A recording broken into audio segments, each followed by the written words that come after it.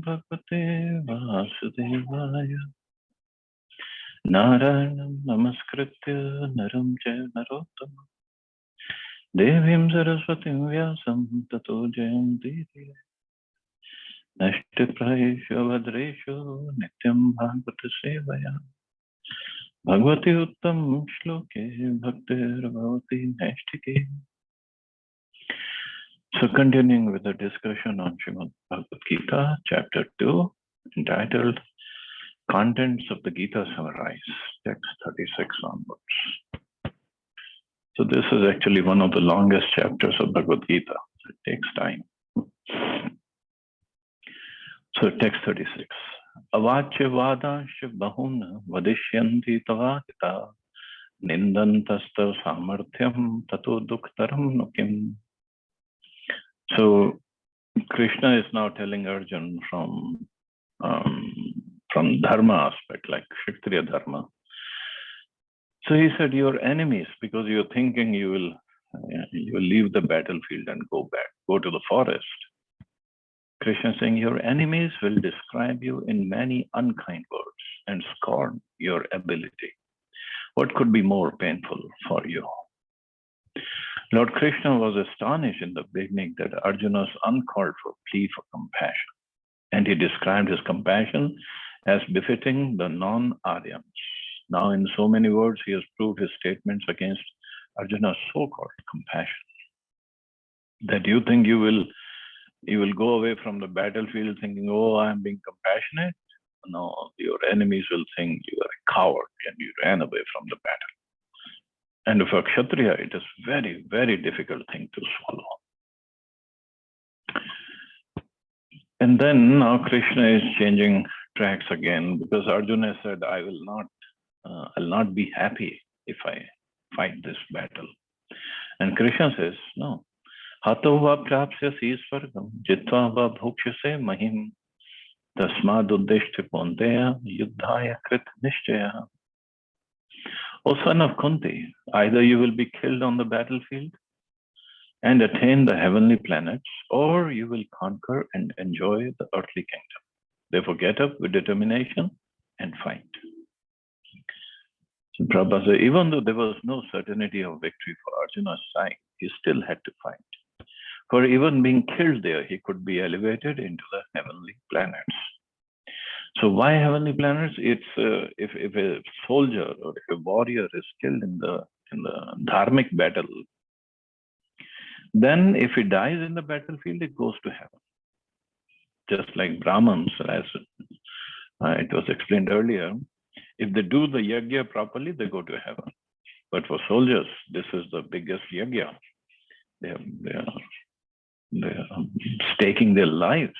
They're putting their lives on stake. So they go to heaven if they die in the battlefield. Although here Krishna says either you will be killed or you will conquer. But later on Krishna showed to Arjuna in the universal form that only you 5 brothers and few more like Ashwatthama, Kripacharya, Satyaki, you will remain. Rest everybody is going to die here. So Arjuna's victory is assured. But here Krishna is not telling him.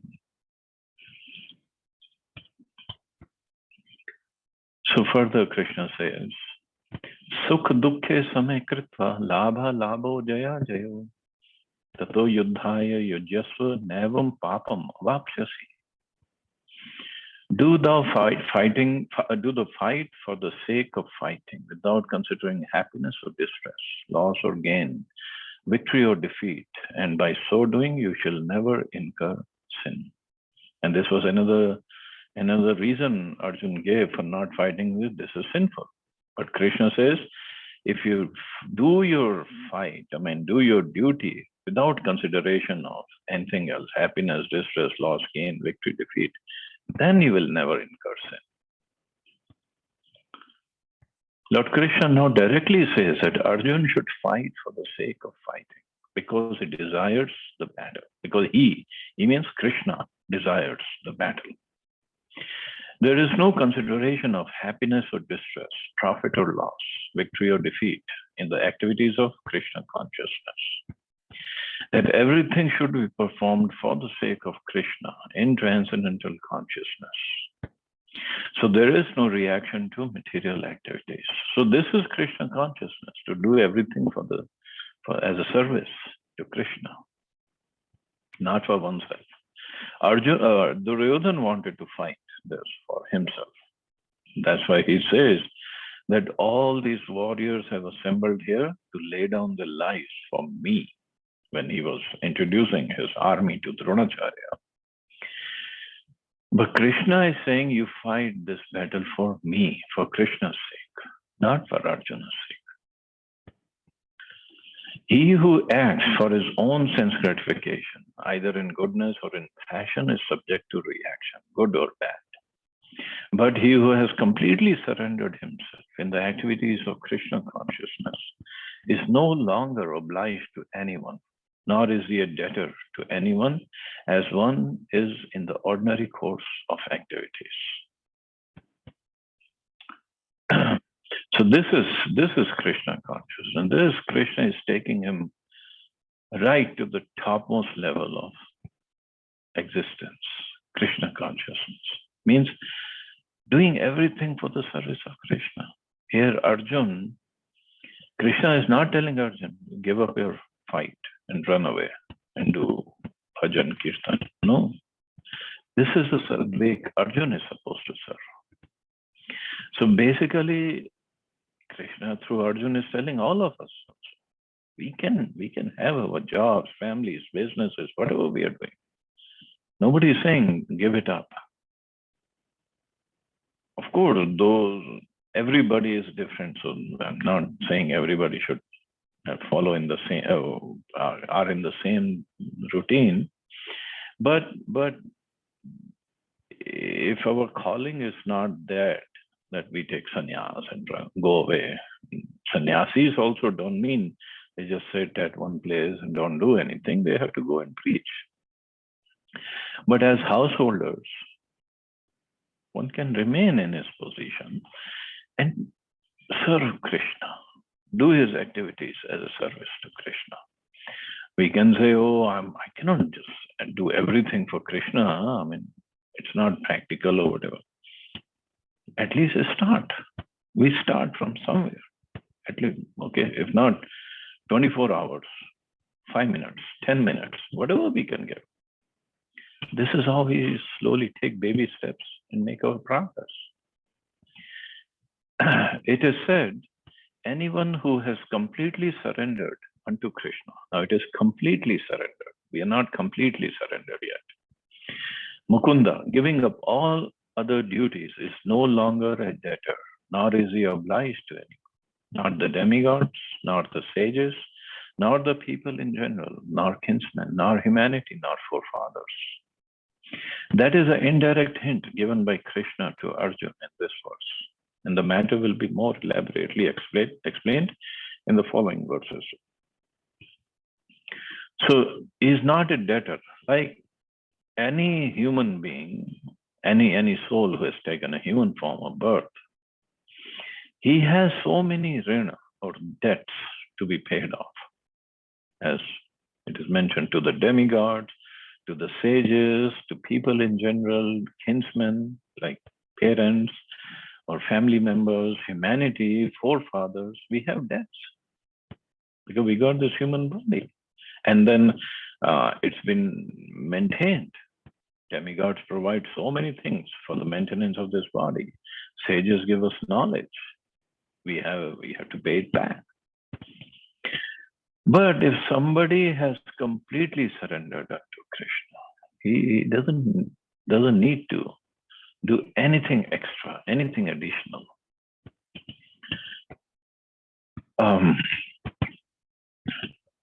But this is again about this.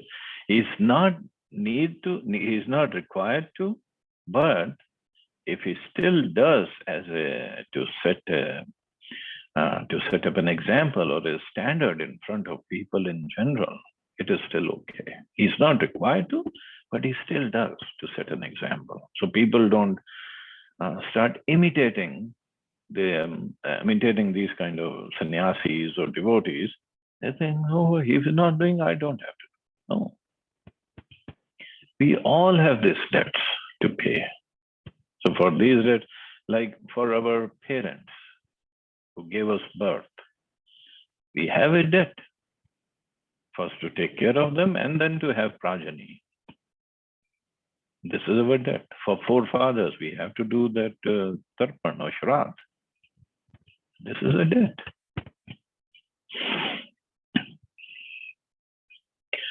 But people have completely forgotten all this. In fact, I was reading that there was a person who filed a court case against his parents.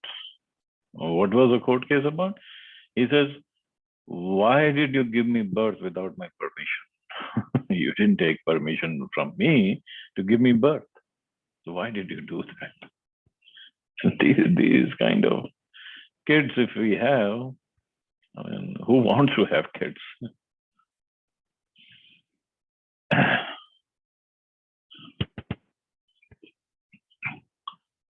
Text 39. Esha te abhihita sankhya buddhir yoge tvimam shunu buddhya yukto yaya partha karma bandhan prahasyasi. Thus far, I have described this knowledge to you through analytical study. Now listen, I explain in terms of working without fruitive results. So Nishkam Karma Yoga side he's going. O son of Pritha, when you act in such knowledge, you can free yourself from the bondage of works. According to the Nirukti or the Vedic dictionary, Sankhya means that which describes things in detail, and Sankhya refers to that philosophy which describes the real nature of the soul. And yoga involves controlling the senses. Arjuna's proposal not to fight was based on sense gratification. Means he was thinking, I'll not be happy, so why should I fight? So this is basically sense gratification, because we do activities because it gives us pleasure. If it doesn't give us pleasure, we won't do it. Sometimes we say, oh, I don't go to work because it gives me pleasure. Well, we go to work and to make money, and so money I can use for my pleasure. So indirectly, it gives me pleasure. Forgetting his prime duty, he wanted to cease fighting because he thought that by not killing his relatives and kinsmen, he would be happier than by enjoying the kingdom after conquering his cousins, the sons of Dhritarashtra. In both ways, the basic principles were of sense gratification. Happiness derived from conquering them and happiness derived by seeing kinsmen alive are both on the basis of personal sense gratification, even at a sacrifice of wisdom and duty. Krishna therefore wanted to explain to Arjuna that by killing the body of his grandfather, he would not be killing the soul proper. And he explained that all individual persons, including the Lord himself, are eternal individuals. They were individuals in the past, they are individuals in the present, and they will continue to remain individuals in the future. Because all of us are individual souls eternally. So the souls will remain individual, but how we do our duty, that's the question. And what is our duty? So duty of the body, duty of the soul. Now Arjuna, as a soul, his duty is to serve Krishna. As a body, his duty as a Kshatriya to protect his population and establish dharma. But both the duties can be combined. Here in this case of Arjuna, Krishna himself is guiding him. We simply change our bodily dress in different manners, but actually we keep our individuality even after liberation from the bondage of material dress. An analytical study of the soul and body has been very graphically explained by Lord Krishna. And this descriptive knowledge of the soul and the body from different angles of vision has been described here as Sankhya in terms of the Nirukti dictionary. This Sankhya has nothing to do with the Sankhya philosophy of the atheistic Kapila. So Kapil, as we have discussed in Srimad Bhagavatam, the third canto, whole many chapters of Lord Kapil Dev, and how he gave his instructions to Mother Devahuti and established a real Sankhya philosophy. What is Sankhya? Sankhya means numbers. It comes from numbers. Sankhya means numbers, so Sankhya means dependent, based on numbers. So numbers means what Lord Kapil Dev told Mother Devahuti was, this universe is basically made up of 26 elements, 26 or 28. Total is 28. And everything is permutation and combination of these 28 elements. So out of 28, 5 are knowledge acquiring senses, 5 are working senses, 5 are sense objects, and then 3 modes of material nature, mind, time, 15, 18, 20, and 5 elements, earth, water, fire, air, ether, and things like that. So those who are atheistic, they don't believe in the presence of God. So in these 26 elements, there is no God mentioned. But Lord Kapil Dev said these 2 elements, the soul and the super soul, that also he counted them in 28 elements. And that's when he says these 28 elements, the whole universe, the whole material creation is just a combination of these 28 elements.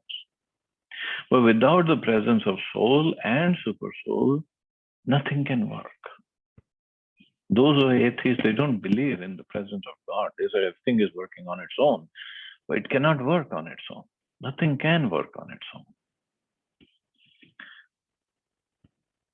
If Earth is rotating around Sun, and it is revolving around Sun, rotating on its own axis, it cannot happen on its own, because see, there is a law that Earth goes in the same orbit around the Sun and going for billions and billions of years, and it is rotating on its own axis as well at the same time, at the same speed.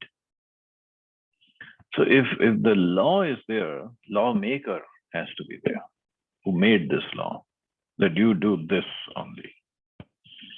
And moon is rotating, revolving around Earth, and sun is also moving in its own orbit.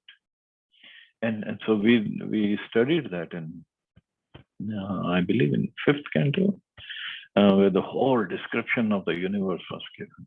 So that is a real Sankhya, where we understand anything and everything is controlled by the Lord. Here, everywhere in the universe, in the material universe, everywhere it is controlled. So this is what Prabhupada says. This Sankhya has nothing to do with Sankhya philosophy of the atheist Kapila. There was another Kapil, sage Kapil, and he gave an atheistic philosophy, but that's not right. Long before the impostor, Kapila's Sankhya, the Sankhya philosophy was expounded in the Srimad Bhagavatam by the true Lord Kapil Dev, the incarnation of Lord Krishna, who explained it to his mother, Devahuti. It is clearly explained by him that the Purusha, or the Supreme Lord, is active, and that he creates by looking over the Prakriti. This is accepted in the Vedas and in the Gita. The description in the Vedas indicates that the Lord glanced over the Prakriti, or nature, and impregnated it with atomic individual souls. All these individuals are working in the material world for sense gratification. And under the spell of material energy, they're thinking of being enjoyers. This mentality is dragged to the last point of liberation, when the living entity wants to become one with the Lord. This is a last snare of Maya, or sense gratificatory illusion. And it's only after many, many births of such sense gratificatory activities that a great soul surrenders unto Vasudeva, Lord Krishna, thereby fulfilling the search after the ultimate truth. So this nature of Prakriti, here Prabhupada says, Lord glanced over this nature. So how the creation takes place is explained in Srimad Bhagavatam, that when the Mahavishnu or Karanodakshay Vishnu, he is sleeping in Karan ocean, and he is in Yoga Nidra, not sleeping like us. We go in ignorance when we sleep. He is in Yoga Nidra. And when he exhales, all these innumerable trillions and trillions of material universes come out of the bodily pores of his body. So all the universes come about.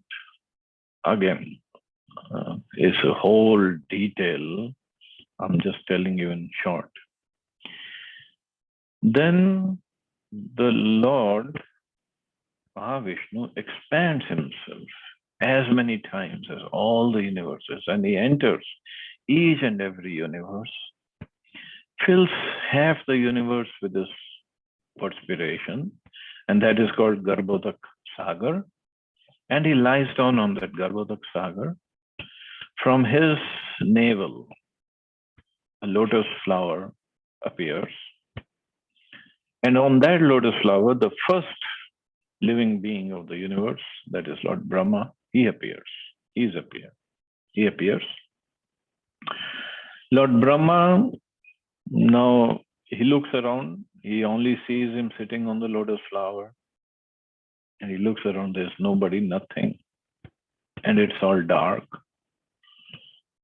So he goes inside that stem of the lotus flower, and he goes all the way down to the navel of Lord Vishnu, where he could not understand what is going on, what is he here for. And he comes back up and sits back down on lotus flower, thinking what to do. But then he hears a noise, do tapasya. So he does tapasya. So tapasya is very important for purification, for the Lord to give us knowledge, because we need to be purified. So when he does his tapasya for many, many years, then he gets the knowledge. Then he hears a sound, which is coming from the flute vibration of Krishna, actually. And it's the Gayatri. And then he understands the purpose of his existence. And he understands how to do he understands the purpose is creation, his purpose is creation, and how to do the creation. Actually, also it is explained that Brahmaji, then he does the creation, 14 planetary systems.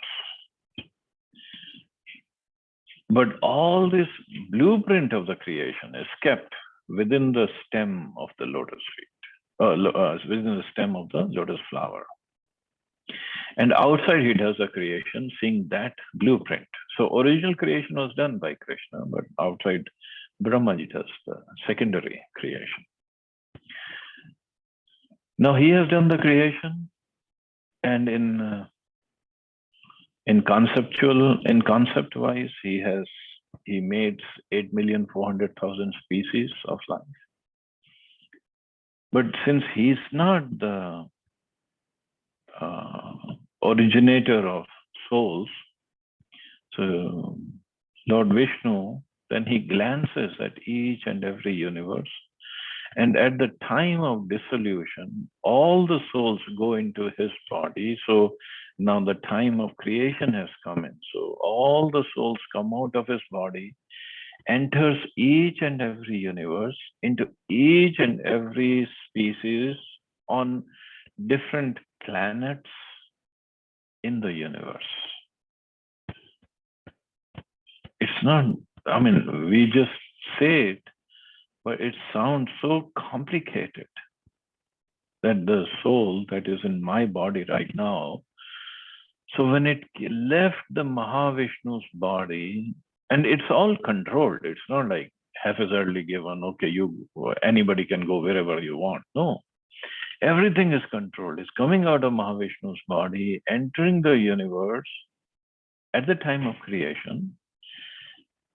So whichever body I was in at that time, whichever planet, and on that planet, whichever family and wherever. So I was put in that body, that particular species, in that family, on that planet. The soul was transferred. Everything is controlled. And then, even then, the activity doesn't start. Why? Because the super soul is not there yet. So it's not like it takes time, it just happens all of a sudden, right away. And then what happens is, Garbhodaksha Vishnu, he expands himself into another Vishnu form, with the Kshirodaksha Vishnu, the Kshir Sagar, milk ocean, in every universe that is not different from Vaikuntha planets. So on that Kshir Sagar, Kshirodaksha Vishnu lies down. And that Kshirodaksha Vishnu then expands himself as Paramatma, super soul. And as super soul, he enters into each and every living entity, into each and every body of the living entity, whether it is bacteria or whether it is mosquito, whether it is elephant or shark or whale or whatever. And also at the same time, he enters into each and every atom of the universe. Because without his presence, nothing can move. No activity can take place until the super soul is there. So which is expansion of expansion of expansion of Krishna. So this is how the activity takes place, and the movements take place, and the karma takes place, the karmic reactions come in, and the whole universe then goes on. Nature starts working. Without him, he is the guiding force, he is a controller, and he is the main ingredient for the activity also, as super soul. So what is it that we have here? Nothing. And we think we are somebody very great. We are nobody, nothing, actually.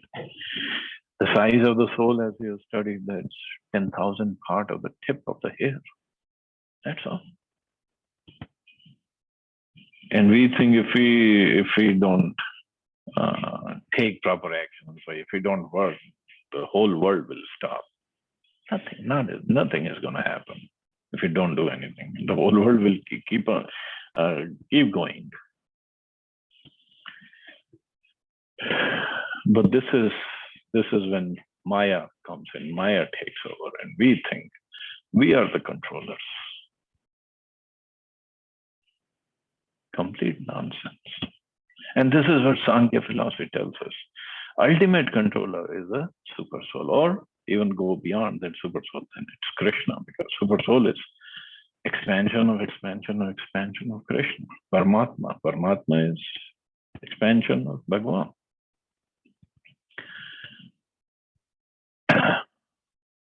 So this is what Prabhupada is explaining. All these individuals are working in the material world for sense gratification. As a hog, because soul in the body of a hog has to have the consciousness of hog, and thinking that I am this hog, and the hog's enjoyment is in eating stool. He lives in a very filthy place, and he eats that, and he enjoys that. He enjoys it so terribly that, as Prabhupada said, if you give him a plate of halwa, he will not eat. He is enjoying the stool. That's what he enjoys. Because that's his consciousness. The soul is completely pure. Soul is part and parcel of Krishna. And super soul is also there in the body of the hog along with the soul. But because that consciousness, his pure consciousness is covered over, he thinks, I am this hog. And because of hog's body and the design of the hog's body is such that he will only enjoy stool. And he thinks he's very happy. Dogs enjoy whatever they do. It's not that the body is enjoying, body is dead on its own. And it's not that the soul is enjoying, because soul is completely pure. Because its consciousness is covered over, he acts like a dog and he thinks he's enjoying. Same thing with the human beings. Here in America, people enjoy different things in the body or in here, American. But when we go to India, we enjoy different things. Here, if you give somebody, American, some very spicy food, he will not enjoy it. He will be, oh gosh, what is this? It's so terrible.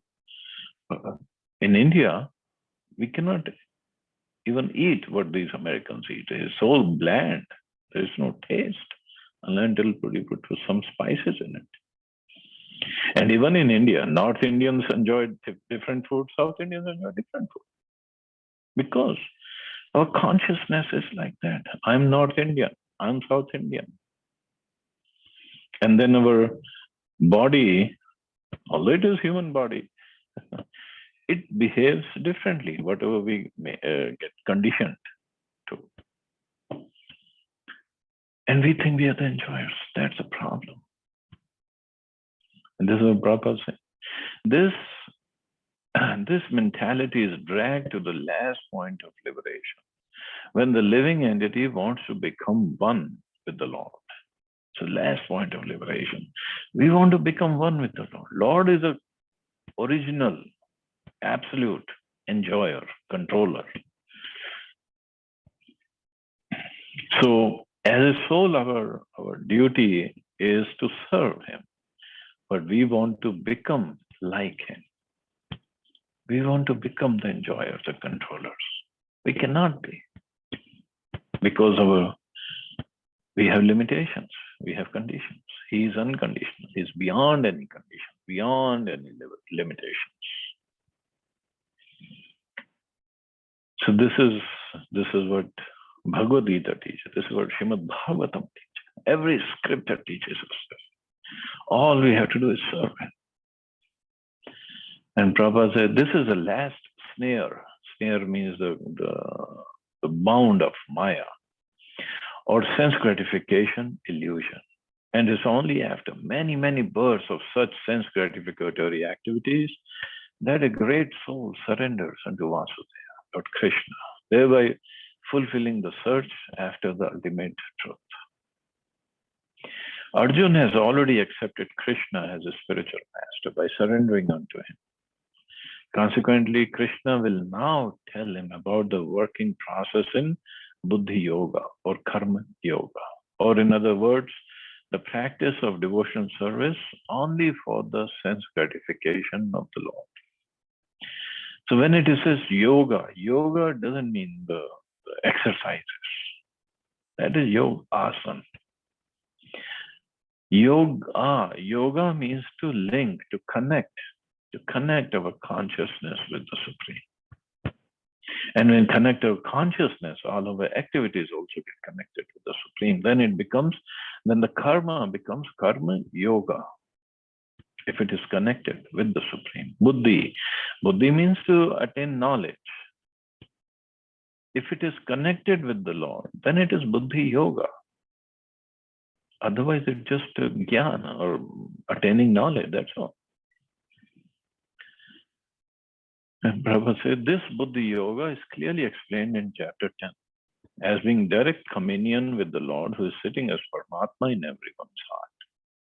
But such communion does not take place without devotional service. Such communion or connection without devotional service, it's not going to happen. One who is therefore situated in devotional or transcendental loving service to the Lord, or in other words, in Krishna consciousness, attains to this stage of Buddhi Yoga by the special grace of the Lord. Means He gives the mercy. First, we do our devotional service. He gives us the mercy by which we can connect more with Him and serve Him more.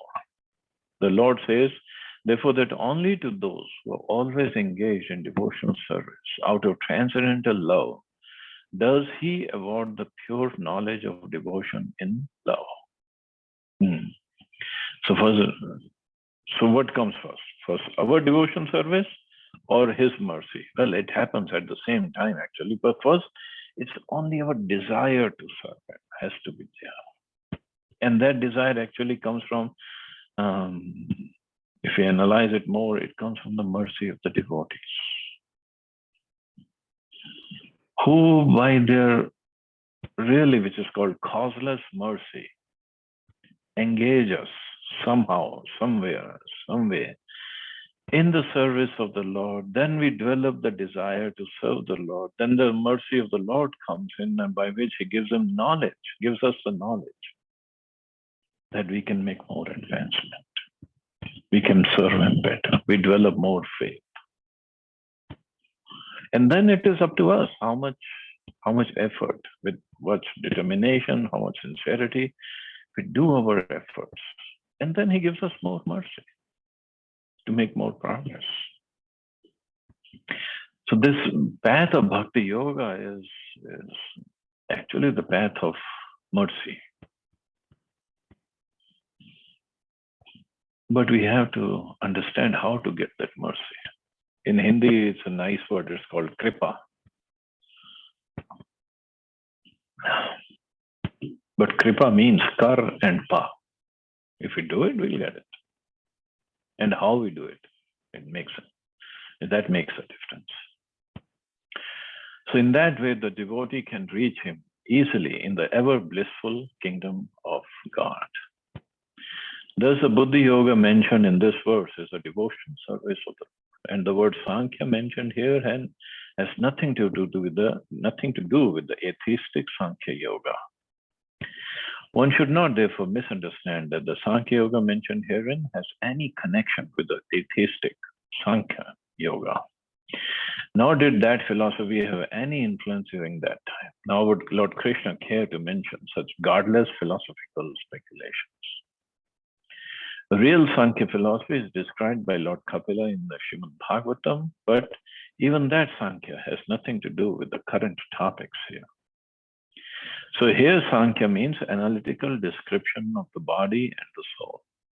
Lord Krishna made an analytical description of the soul just to bring Arjuna to the point of Buddhi Yoga or Bhakti Yoga. Therefore, Lord Krishna's Sankhya and Lord Kapila's Sankhya are one and the same. They're all Bhakti Yoga. So ultimately, it's all Bhakti Yoga. Without Bhakti, without devotion service, we cannot reach the Vaikuntha planets and stay there. It cannot happen. Because over there, everybody is serving Krishna. Serving Krishna doesn't mean that we become slaves of Krishna. No. There is service out of love. Just like mother serves the baby. Baby wakes up the mother in the middle of the night. Baby releases or passes stool and urine in the bed in the middle of the night. Mother wakes up with love, cleans him up, and puts on new clothes and puts him back to sleep, feeds him, or does whatever the whole day. And that's completely out of love. And this is how a devotee and Krishna, they relate to each other. A devotee wants to serve the Lord with love in Vaikuntha or anywhere. And Krishna also wants to serve his devotee. Just like picture behind me in the Battle of Mahabharata, Krishna had taken the position of a driver of Arjuna's chariot, a charioteer. That is a servant's position. Arjun told Krishna, "You are my guru, just accept me as your disciple." And then Krishna gave him the knowledge. But even after Krishna gave him the knowledge, Arjun fought, and Krishna served Arjun as his charioteer. That's a unique relationship in which faith of the world we can say, or God or Allah or Yahweh has become my servant, as if has become my charioteer. The followers will kill you. But here, after giving the whole message of Bhagavad Gita, even before that also, Krishna was Arjuna's charioteer, but after that the battle started, and then Krishna really did the service as a charioteer. And as a charioteer, what was the duty? What were the duties? He had to make sure Arjun is safe, and he had to follow the instructions of Arjun, whether to go left or right, go fast, go slow, turn around, go back, whatever Arjun's orders were. Krishna had to take care of the horses of the chariot. Whenever the horses got tired or they're hungry or they're thirsty, Krishna had to take care of them. He had to massage them also. At the end of the day, when the war stopped, first Krishna got down from the chariot, and then he would come back and then go around the chariot and help Arjun get down from the chariot, because Arjun was wearing all this heavy armor, weapons were there, and Krishna had to pick up his weapons, put them in the where Arjun was staying. Krishna had to help him take off his armor as well. This is all the jobs of a charioteer, and Krishna was doing that. This is love. There's no such thing as master and servant as we see in the material world. This is completely on the platform of love, spiritual platform. That is spiritual world. And Prabhupada further says, one should therefore understand that Buddhi Yoga means to work in Krishna consciousness, in the full bliss and knowledge of devotional service.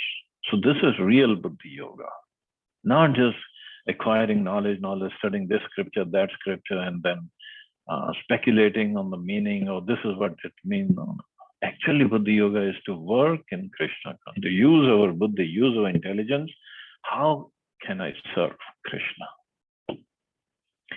One who works for the satisfaction of the Lord only, however difficult such work may be, is working under the principles of Buddhi Yoga and finds himself always in transcendental bliss. By such transcendental engagement, one achieves all transcendental understanding automatically by the grace of the Lord, and thus his liberation is complete in itself, without his making extraneous endeavors to acquire knowledge. There is much difference between work in Krishna consciousness and work for fruitive results, especially in the matter of sense gratification, for achieving results in terms of family and material happiness. Buddhi Yoga is therefore the transcendental quality of the work that we perform. So, huge difference in serving Krishna and serving for fruitive results, karmic results, which are all temporary anyway. We studied hard, we made some career, and then we are working hard to make some money. In the end, what? Everything will be taken away. Whatever educational qualifications we have, how much money we have, how many houses we have, how many cars we have, everything gone at the time of death. So where is the real intelligence? Of course, this has become a standard of intelligence and standard of success these days, is that one should have good, successful career. That's a standard. But it will be all taken away. In fact, it's every day we have this experience. When we go to sleep, when we are sleeping, we forget if we are a doctor or a big engineer or an entrepreneur or whatever we are. We forget everything. We don't remember. And this is temporary situation. At death, that thing is completely gone. That's it. That is death.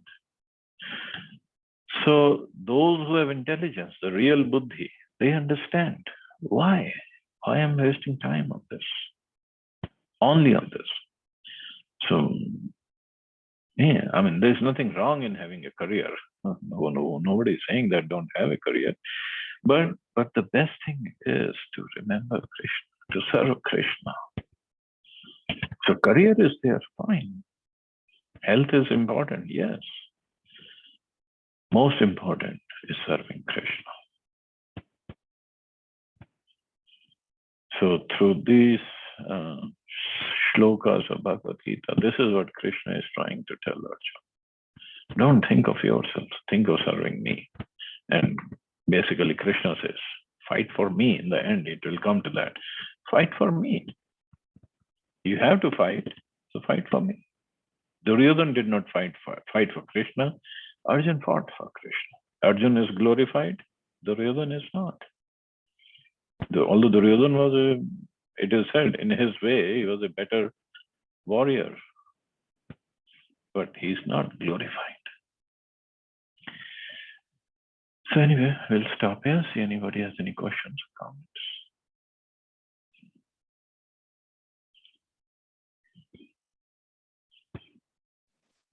Hare Krishna, Prabhuji. Pranam. Hare Krishna, Prabhuji. Prabhuji, this ego is also one of the energy of the God, right? Mm-hmm. So when we look at everything of the God, it is perfectly to suit a jiva in a positive way. Whether it's a sleep or walking or mother love, which comes spontaneously. But the ego is treated as a negative. He has an ego, It is taken as negative. But how to understand ego as an energy from a positive perspective? Well, the ego that we are talking about, that you are talking in the question, it's a pride.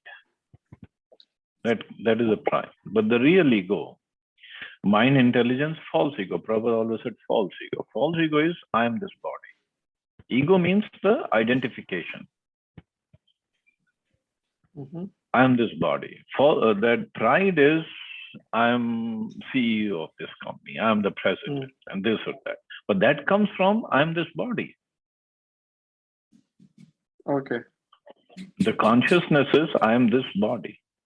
There is a real ego. This is false ego, real ego. Who am I? I am servant of Krishna. Okay. Okay. So that is real ego. That we have forgotten.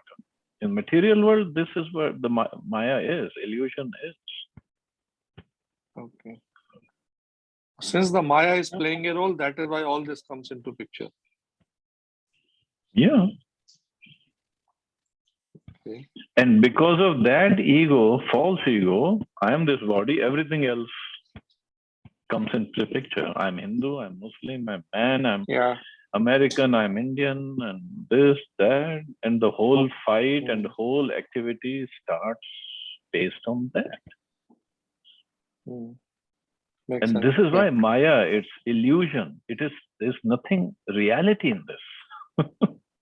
Yeah, correct. Dog thinks I'm dog, so he attacks others. Tiger thinks I'm tiger, and he's attacking others. Well, you're not dog, you're not tiger. You're a spirit soul. Russians are attacking Ukrainians, Americans are attacking everywhere, India, Pakistan, Israel, Palestine, China, everybody, whatever it is going on. Because I think I am this. Mm. But we are not.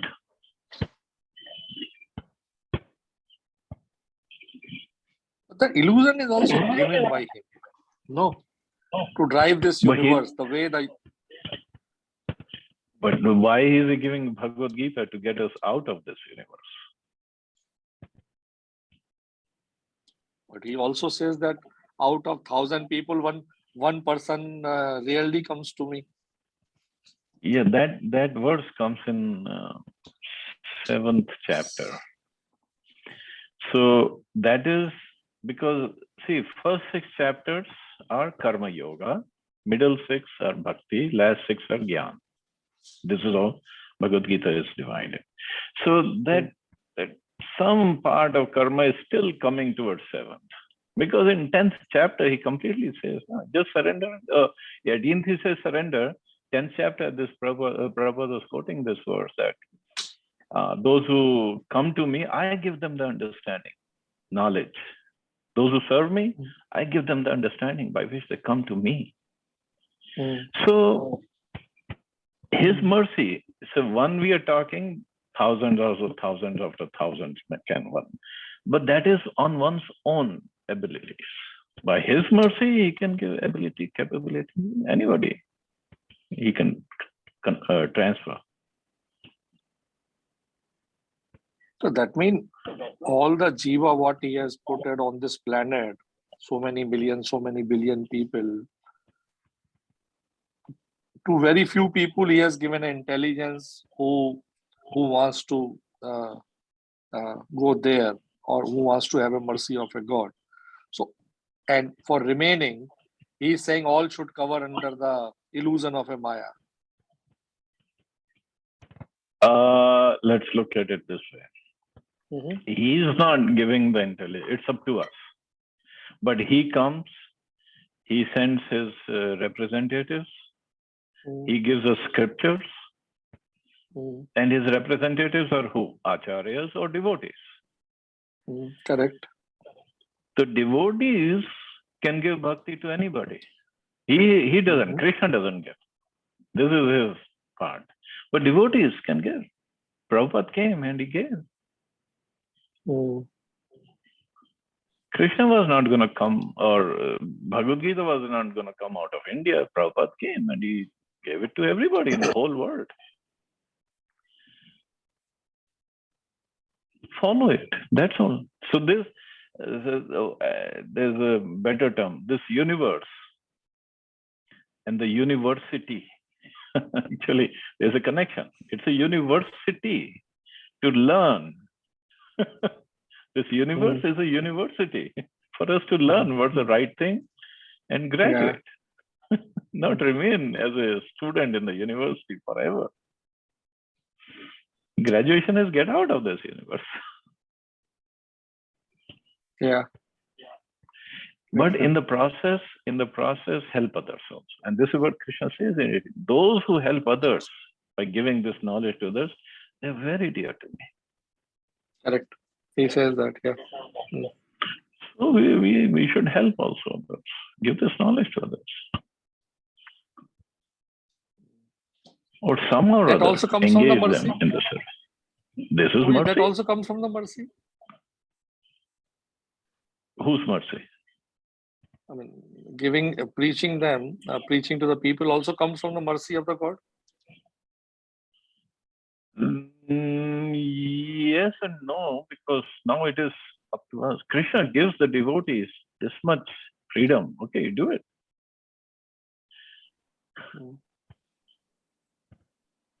Yeah, I mean, that freedom is with us. Krishna is supremely independent. We are minutely independent. Correct. But the independence is there. We are not robots that everything is controlled that way. So that independence is there. We just use it properly. Got it, Prabhuji. Yeah. Thank you, Prabhuji. Thanks, Prabhuji. Thank you very much. Thank you. Okay, so we'll stop here. You all have a safe and wonderful day. Hare Krishna. Jai Shri Ram. Hare Krishna.